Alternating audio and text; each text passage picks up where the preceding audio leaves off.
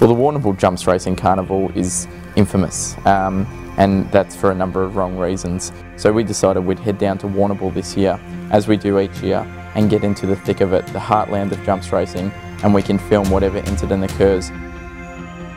Well, in the running of the Grand Annual Steeplechase, which we've decided to rename the Grand Annual Disgrace, it was absolute carnage on the racetrack.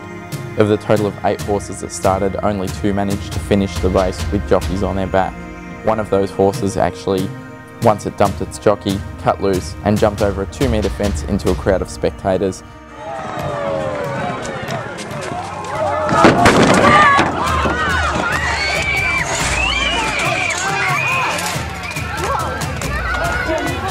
There were people frantically running around, people with injuries, a young child bleeding from the neck, the elderly lying on the ground injured with potential spinal injuries. It was absolute chaos.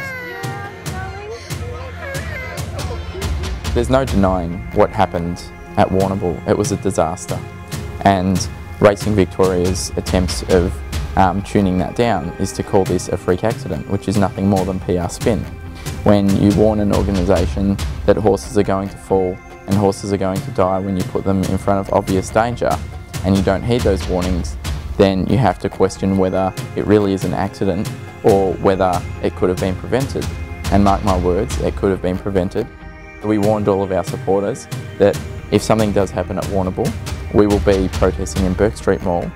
While we did have 100 protesters, which is a great turnout, that wouldn't even be 1/100th of the people who represent wanting a ban on jumps racing.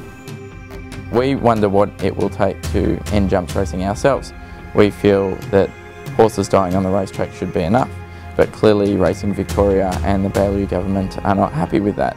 If spectators, including young children as young as 2 years old and the elderly getting injured in jumps races, isn't enough, we pose that question to them. What are you waiting for? Perhaps they are waiting for a jockey to die.